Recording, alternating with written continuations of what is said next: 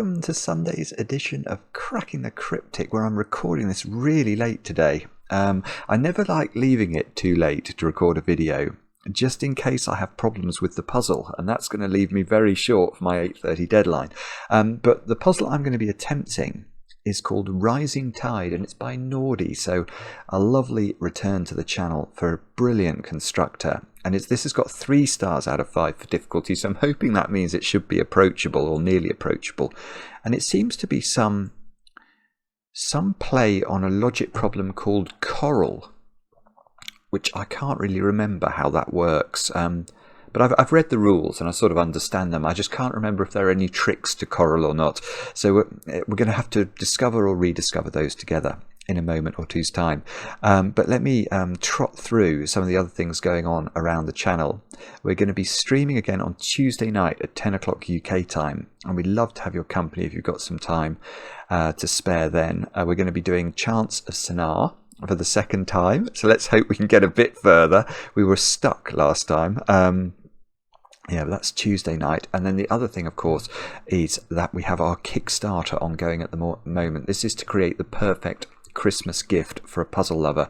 A Fog of War novella by Peter C. Hayward, interspersed with Fog of War puzzles by, well, there's at least 10. Well, no, there's at least 11 now, because there's 10 by Sandra and Nala, 1 by Jay Dyer, and we're very close to the second stretch goal, which will mean we're going to have another puzzle, another Fog of War puzzle by another major author. So if you haven't backed the campaign yet and you think you might like to, now would be a moment to do so. So check that out. I'll try and remember to put a link on the screen. Now let's do some other announcements related to the community. I've got some birthdays to do, so I'm going to start by saying a very happy birthday to Agustina, who's turned 24 today over in Uruguay. I don't know how many viewers we have in Uruguay.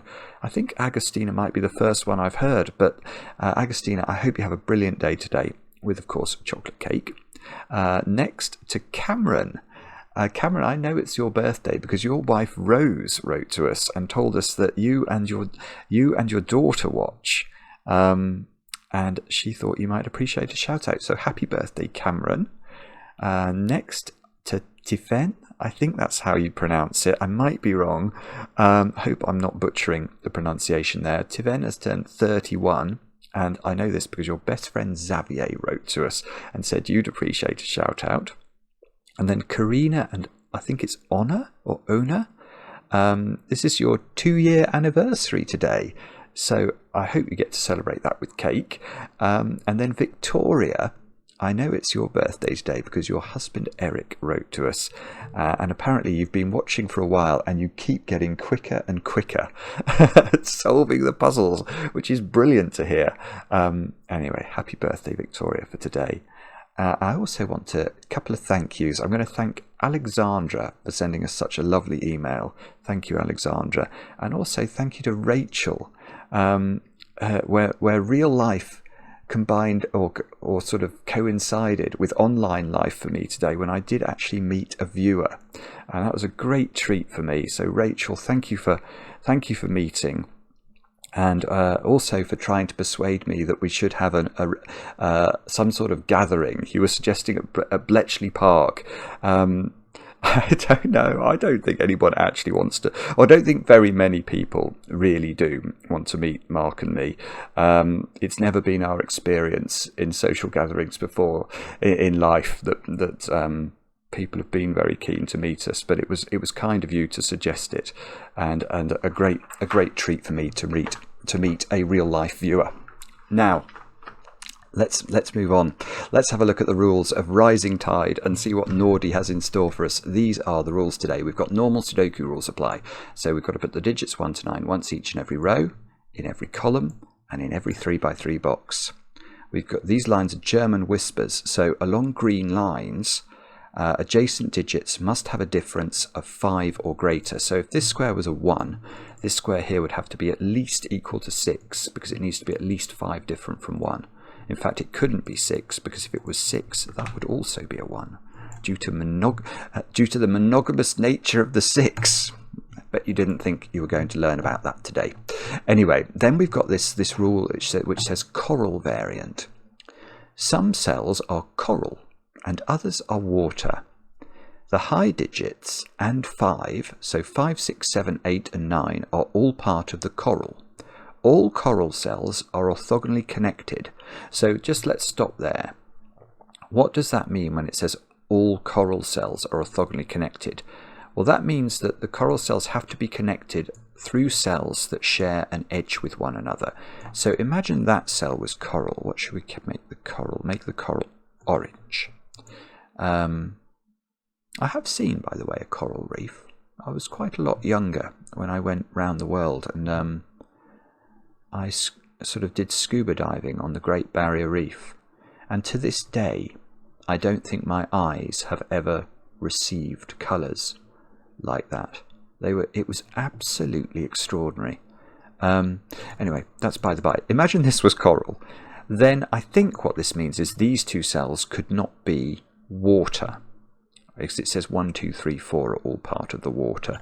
Because if this was true, this coral could not orthogonally connect to, well, let's assume there's some other corals over here.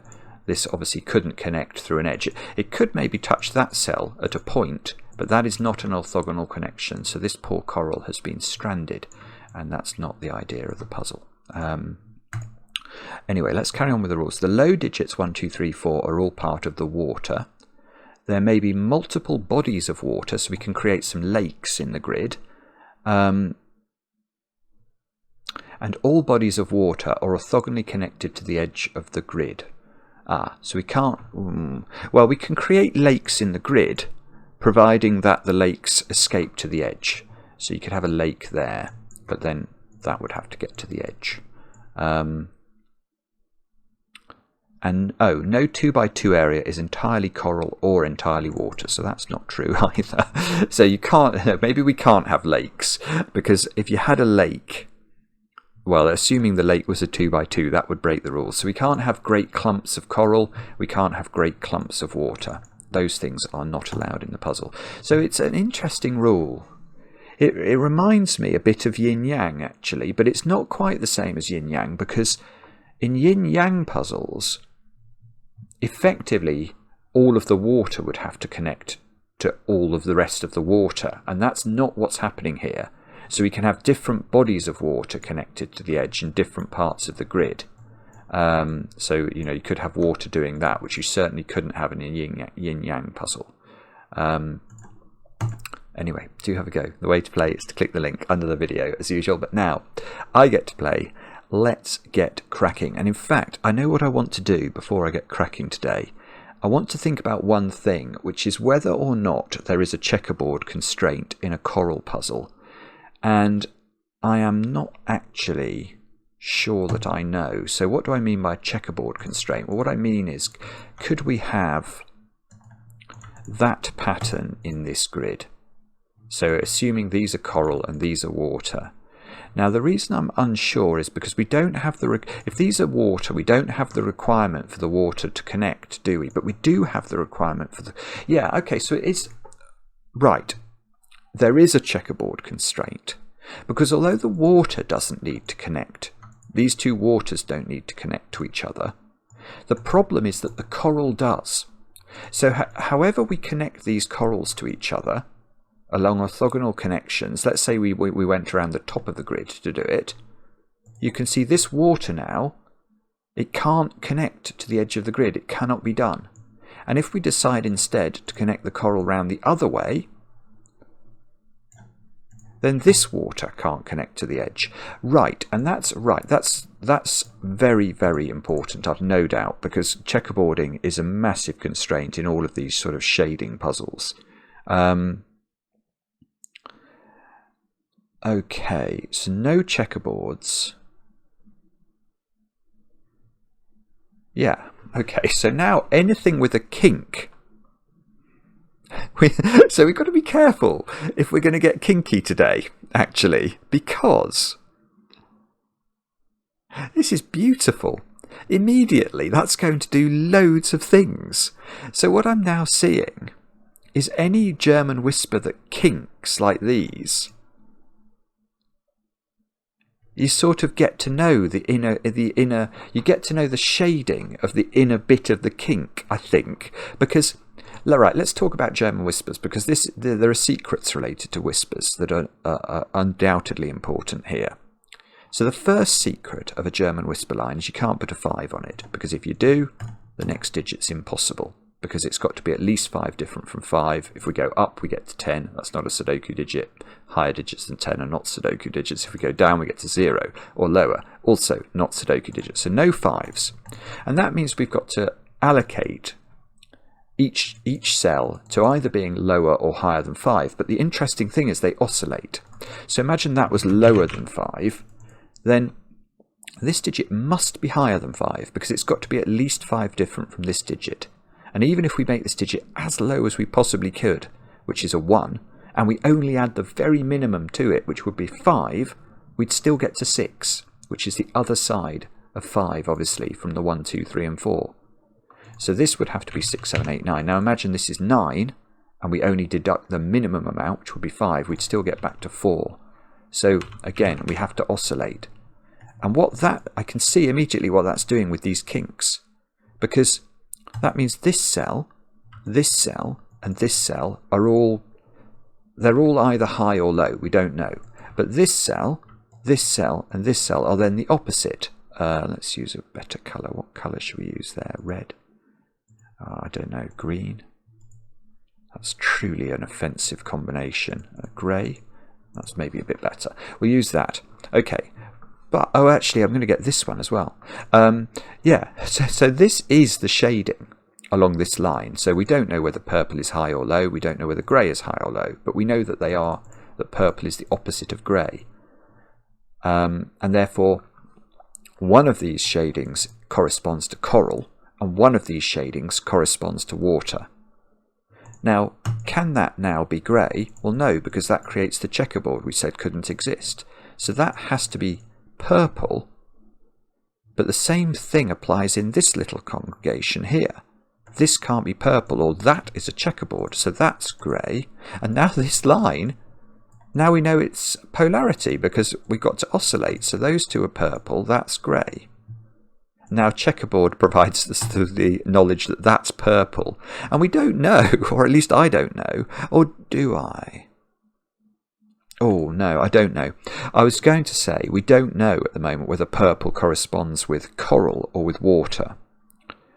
And I thought, as I was saying it, that maybe I could work it out by thinking about this box. But I don't think I can, actually, because we know that there is a surplus in each box of corals, don't we? Corals are the high digits, and they include a 5. So 5, 6, 7, 8, 9 are coral.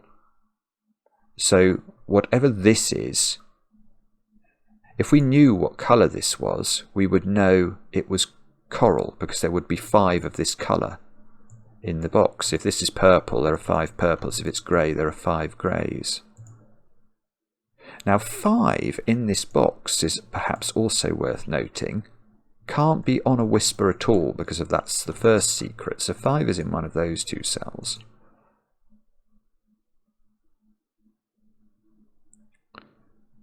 Oh, this is right. No, this is really beautiful. It's simple but beautiful. Look at the bottom of column 6. If this shading starts with grey, it will begin grey, purple, and that's a checkerboard again. So it's got to begin the other way round. So those two are both purple, and that's grey. And exactly. Oh, I just laughed. I just laughed. I didn't do anything. I didn't say her name at all. I'm sorry. Anyway, look, exactly the same point. Normally, short German whispers lines are the least useful, but here this is a beautiful line, because it may be short, but it's still got gorgeous properties. Because look, if this was purple, that would be grey, and that would be a checkerboard. So that's grey, and that's purple. Right, and now I can see the next step as well. Oh no, I can't actually. I thought I could. Oh no, I can. Oh, lovely, Nordy. That's lovely. That is absolutely lovely. Right. this is not grey. Because if this U pentomino was grey on its tips, it would have this shading. If this, and now look, there are 5 greys in row 8, and we do know that one of the digits has 5, or one of either coral or water has 5 digits in its set, but we also know that 5 is part of that set, and 5 can't go on a whisper. So if we did have this shading, we would firstly know this must be coral, but then we come across a paradox, because if it's coral, one of those digits is a 5, and it would be on a whisper, and it can't be, because it means that's a 5, that's got to be at least a 10 or a 0. So this is actually purple, and these are grey. And now can we do checkerboard? Yes, that's got to be purple. And now we're reaching equality between purples and greys. No. Well, we are. That's true. But that cell is isolated in a corner. So how could that possibly be coral? It couldn't. It's not connected to its friends. So in fact, grey is now water, and purple is coral. Oh, that's thrown me, actually, changing it all like that. So what does that mean? So hang on. Coral are the high digits. Coral are the high digits. And the water has to connect to an edge. Okay. Coral are high digits. So there are more corals. There are more corals in a box, so that's coral. Okay.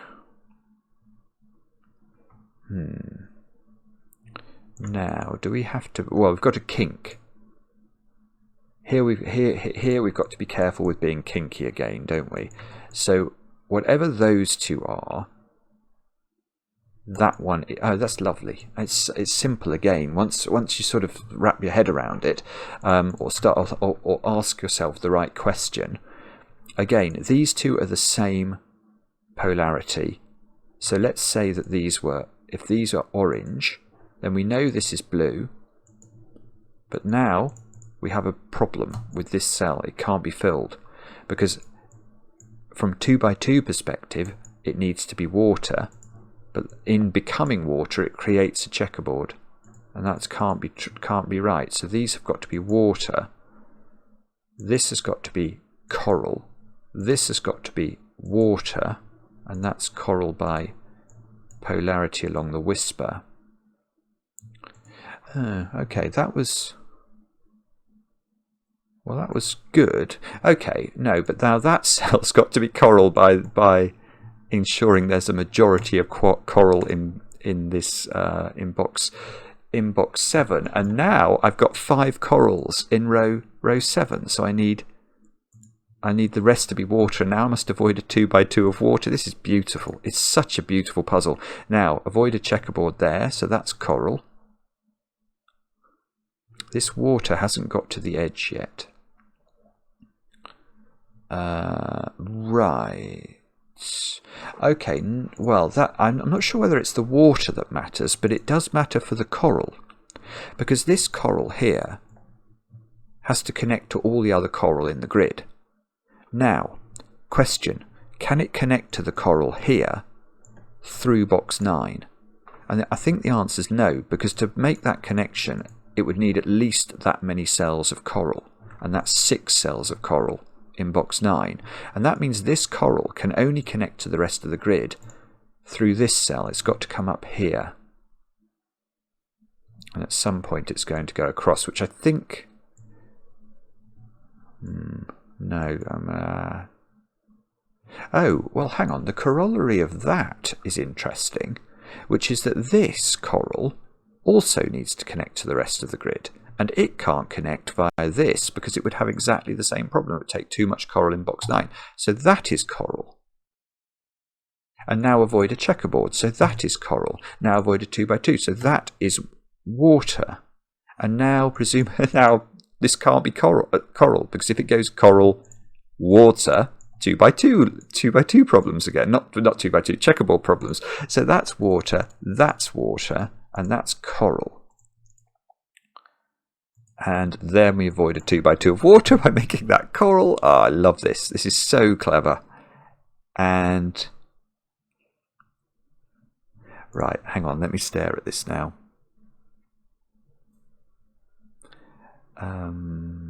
Well, that's a checkerboard opportunity, isn't it? So that's got to be coral. So that's got to be water by count. We've got to have at least 4 of each in each box. I've got 5 corals in row 5, so these are water. And now I've got to avoid a checkerboard, so that's water. And now I've got to avoid a 2 by 2, so that's coral. And that's coral by ensuring I have 5 corals. I've got 5 corals in column 1, so those are all water. This coral, we said, had to connect by coming up here. Well, it still hasn't achieved it, so it's got to keep going. Yeah, so now I can see that this water has to connect to the edge somewhere. Maybe this was already known, but it's got to do that somewhere in this box, because if this connects, say, up here, if it did that, this coral couldn't connect to this coral.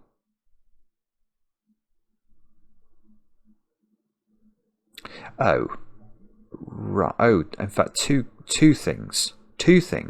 I've been counting coral a lot, but I should also keep track of water. I've got 4 waters here and 4 waters here. So the rest of these columns have got to be coral. Avoid a 2 by 2 of coral, avoid a 2 by 2 of water. Oh, we've got to be very careful with 2 by 2s here. There does have to be some connection though, doesn't there?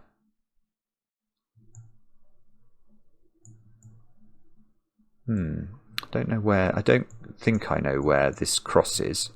I do know wherever it crosses, it sort of does it by. It does it by means of a single strip, in order to not create a 2 by 2. Oh, hang on, look, that's become coral, so that's got to be water. This water. Well, it could touch that water, providing it didn't then go to the edge. What about this line here? So, if this was water, this would be coral. And that's fine, the water's touching the edge, this coral would go round there or something. Or it could do that, presumably. Okay, let's see whether we've got any other rows and columns with loads of one colour in them.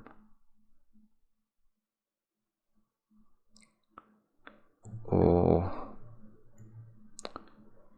do we know whether there's only one coral to be found in row 9? If those were both water, that would be water, that would be coral, that's okay. If that's coral, then that's coral. That's probably okay. If that's coral, those are both water.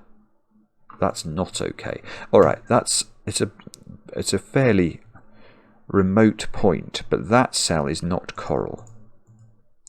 Because if it is, by count of this row, these have to be water. By 2 by 2, that has to be coral, and that's all the corals for this box, which forces a 2 by 2 look in the bottom right. So that cell is water. Ugh. Okay, so each of these dominoes is one of each.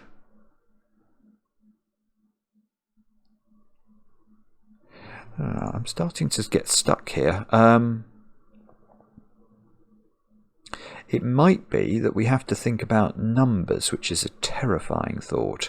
It's always bad in Sudoku when the constructors make you actually look at numbers. No.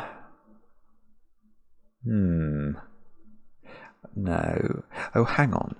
Yeah, it might actually be necessary to look at numbers because, of course, we do. Well, for example, we know that is a 1, 2, 3, 4 quadruple, don't we? Because they're all low digits. Now, presumably, well, the final 2 secrets of German whispers are the monogamous nature of the 4 and the 6. What do I mean by that? Well, let's look at this line. If you do put 4 or 6 on this line, it can only have one partner because 4 only partners up with 9 on a whisper, because 9 is the only digit that is at least 5 away from 4 that exists in Sudoku. And 6 is the same. If you put 6 on a whisper, there's only one partner, which is a 1. So, could this be 4? No, because it would cause both of those digits to be 1 by whisper logic. That could be 4. Oh, bobbins, I think that could be 4 as well, because those don't see each other. That can't be 4, because both of those would be a 1. Ah, well, there's a tiny point there. One of those is a 4, so whichever one of those is a 4, that is always a 9. But it's possible this is also a 9 if this is a 4.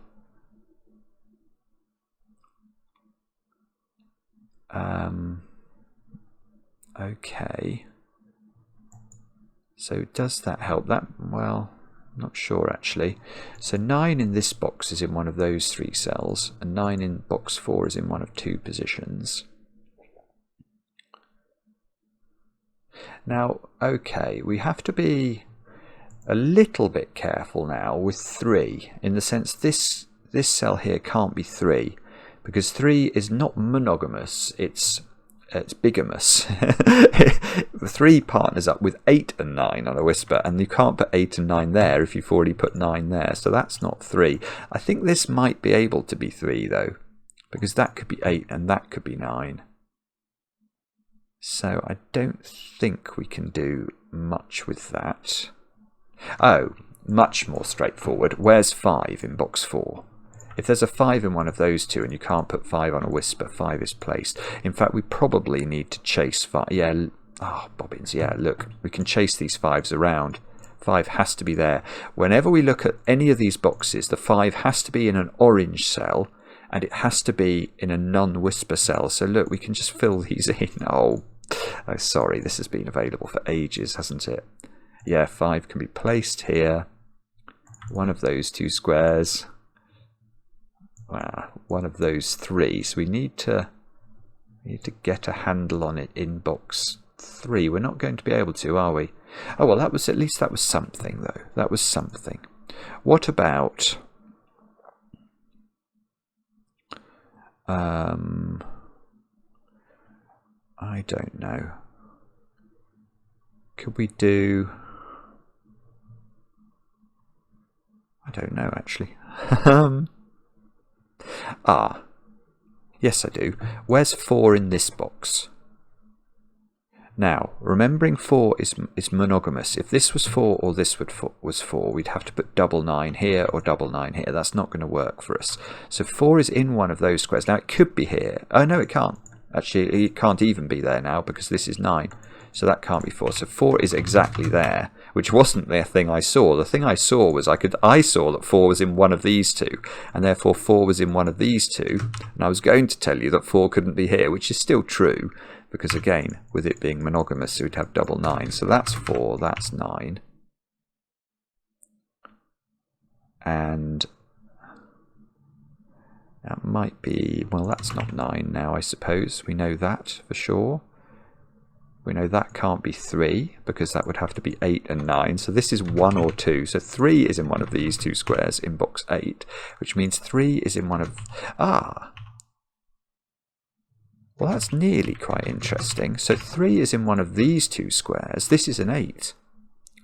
3 is in one of these 2 squares. Whichever one it is, it's surrounded, it's bigamous, so it's surrounded by 8 and 9. But the 9 is going to be in a tip, because it can't be here. So that's got to be 8. And now 9 is in one of those 2 cells in box 9. It's a really good puzzle. It's a really good puzzle because it doesn't just ask you to do one thing and then... So it's not like we solve a coral puzzle and then we get a Sudoku puzzle. What's happened here is that we're having to think about whisper logic, do a bit of coral, now do a bit of whisper logic and Sudoku, and at some point, hopefully, this is going to help us finish the coral off again. Okay, let me think about this. So in this box now, Those squares are 6, 7 and 9. And that's not 9, so that is 6 or 7. So one of these is 6 or 7. And the other is 9 with the 3. The one that's 6 or 7 is going to go with 1 or 2. So this square is a 1 or a 2. And it's the same as that digit by Sudoku. And it goes and lives down there in box 9. Don't know. That can't be 3. Because if that was 3 again, it would be bigamous, and 8 and 9 would be there, here. So this is a 1 or a 2. And can it be the same as that? I don't think there's a reason it can't be. But if these two are not the same, this digit would go there in box 4. That would be a 1-2 pair. This would be a 3-4 pair. And that might be interesting. I don't know. Okay, we might have to resort to a little bit of intensive pencil marking here. I'm not sure. Don't think these are very restricted. What about that digit? No, that's a high digit, but it's not 9. It can't be 6 because that would be... So this is 7 or 8, which is going to be flanked by 1s, 2s and 3s. So where... Oh, 4 we've already got in this column, so that's not a very good question. So if that's 7, this is a 1-2 pair. That would be a 1-2 pair. This would be a 3. That would be an 8. That would be a 9. That would be a 4. That would be an... That actually doesn't work, does it? I mean, that's a bit chainy, so I might look for something better. But I could see that doesn't work. So what I'm saying is if that's a 1-2 pair, because this is 3 and has to be surrounded by 8 and 9, 8 would go there, 9 would go there. But that would be 4 now, and that would be 9 as well. We get double 9. I don't think that's terribly I mean, it is very logical. So maybe that is part of Nordy's intended path. But let me just see if I can see something that's a bit less complicated. At least I'll give it a moment or two to see if I can see, and then I'll give up and just go, no, I've seen some logic that works. Let's use that. Okay, what about 4 then? 4's got to be in one of those squares just by Sudoku on blue squares in this box. Does that help? Well, yes, because 4 must be in one of those two squares. So we get the 4. So that's 4. So that's not 4. So this is 4, and that's 9. Okay, which is another way, which is a better way, perhaps, of us proving this now can't be 3, because there can't be a 9 on either side of it. So that's now 1-2 pair. This is... Oh, that's a 3, which is not going to do anything for us. This is now a 1 or a 2. This is now a 3 by Sudoku. Now 3 in this box by Sudoku on the blues has to go here. 3 can't be next to 7, so that's got to be an 8. 3 goes there in box 8. We can... don't know. One of these is a 2. So this square can't... Well, it could never have been 6 anyway, Simon. So that's 7 or 8. And that digit... Well, it's 7 then. Sorry, there's an 8 looking at it. And that digit goes there in this box. So this is a 6-9 pair. Okay, so the Sudoku is definitely helping us. Ah, surely... Oh, no. Well, I've noticed this is a 6-8 pair. I was going to say this can't be a 6, but that might not be true because you could double 1 those two cells. Alright, these two squares then, they're a 7-9 pair, aren't they? Let's see if that helps us. So these are a 6-8 pair. Bobbins. That might be fine.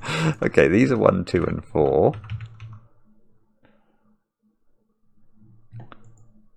Yeah, I'm getting a bit pencil marky here. I'm not sure I approve of that. But what is it I'm meant to be noticing about this? I have seen there's a 6 up there. That is something I had noticed. Oh, this 3 is helpful. Look. Oh, that 3 is very helpful. Look what this 3 is doing. That's 3 in the corner. That's 3 in the spotlight, losing its religion. Right, and if this is 3... Oh, well, this is 3 by Sudoku on blues. Okay, but the other thing is that 3 can't be next to 6 or 7. 3 is bigamous, remember, so it has to be next to 8 and 9. So that's 9 now, which is going to be something, isn't it? So, that is something. 9 goes there, 7 goes there. That does the 7 and the 6. That doesn't resolve this, though. But the 6 resolves the 6 and the 8. And now this is double 1 on the Whisper, which means that's 2, that's 2, that's 1. Right, this is 2, this is 1, this is 2. So this square now is, well, it can't be 6 because it can't be next to 2. So that must be 8, that must be 7. We've not put 6 and... Oh, 8 goes here by Sudoku. That's 6, that's 6, that's 9. This is a 1. Okay, so we get left with a 2-4 pair here. But we can probably do some work down there now, can't we? We've got one... Oh, we've got a snooker maximum here. 147, I think. And we've got a something. 2, 3 and 6 to go in there. Now, can we do any tidying? Well, that's got to be 3 because it's got to be a low digit. That's not 7. That's not... Oh, this is not 1. That's a 7. Can't be 1 or 4. Now, what colour is 7? 7 is coral. And this coral has to connect to something. Oh, but this square's blue. Because it's 1 or 4. So the coral has to come up here. Now that's 5 corals. Corals are high digits, so that's 6, that's 2, that's 6, that's 8. Gorgeous again. That's therefore blue. I can't see how we do the 1 and the 4 yet, but look at this column. We've basically done it. 2, 3 and 5 go in at the top. And 2, 3 and... No, one of those is coral then. That's not 3 by the power of this 3. We could probably label these up. One of these is a Whispers digit. So this is 5, 6 and 7. And that can't be 5 on the Whisper. So that's a very low number. So this has got to be 1 or 2 and it can't be 1. That's beautiful. So that's 2, that's 7 because 2 and 6 are not 5 apart. So this is 5. 2 and 3 are blue. So they're blue. That one's coral. Now that coral's got to find a friend. Right, and this is one of each, isn't it? So there's no way that this coral connects to the rest of the coral friends it has through that connection. Because one of these is water. So the coral must go that way. Which means that's a 6 or a 6 or 9, I think. I thought that might be helpful. Oh, but we must avoid a checkerboard, mustn't we? So we can't have water then coral. So we've got to have coral and then water. And the water has got to the edge of the grid. This square is a 7 or an 8 by Sudoku on high digits. So this digit is a 1 or 1. Actually, it can't be 4 because 2 and 3 have gone. And that does the 1 and the 4 at the bottom of the grid. Beautiful. Now we know there's a 4 in one of those squares. We've got all 4 low digits in this column, so that's a 7, 8 pair at the top. And there's a 7 here. Why couldn't I see that earlier? I do not know. I do not know. I give up on my brain sometimes. It is very annoying. Right, these squares, well, 8 and 9 can just be placed. Therefore, that becomes a 6. That's all the corals in the row, so that becomes water. So that's not where the connection happens between this, the coral on the left, and this sort of coral reef that sticks out here. That too is doing Sudoku in the middle boxes, look. And this column needs 8 and 3, so we can put those in, and then 8 is high. So that's coral, that's water, that's 2, that's 3. And the way this connects, you can now see it's got to be through that square, which means that can't be a 4. So that's a 9, that's a blue. And these squares, no, I was going to say another snooker maximum, that's wrong, it's 1, 4, 9, so that's 4. That's 1 and that's 9. Now what's that doing to coralling? That's coral now. So it's really slaloming through the coral. That's okay. So we've done all the shading. That's it. That's the coral finished. All we've got to do is Sudoku. 1, 2 and 4. So 1 goes in the corner, 4 goes there and 2 goes there. And I think that's the puzzle finished. Sorry, that just happened very quickly. Let's double... no, I want to double click on colours. I just want to stare at the coral for a moment. Not just because it's beautiful, but I just want to check. It doesn't look like it's got any 2x2s. It does look like it's full of high digits everywhere. And I think the water portions of the grid all seem to be connected to the edge. So I think there's a good chance that's correct. Yes. It is correct. 57 people in 6 days, basically. Well, I'm not surprised. That is absolutely brilliant, Nordy. I loved that. Yesterday's puzzle was beautiful. It was. I think we said it was easy but gorgeous. That's harder. I think that is harder because you have a bit of experience with German whispers, and especially if you don't know or don't suspect there's a checkerboard constraint, I guess that becomes much more difficult. But if you do know there's a checkerboard constraint, it's lovely the way that flows. It really is. It's a quality puzzle. Loved it. Again, let me know in the comments whether you had a go and how you got on. I enjoy the comments, especially when they're kind. And we'll be back later with another edition of Cracking the Cryptic.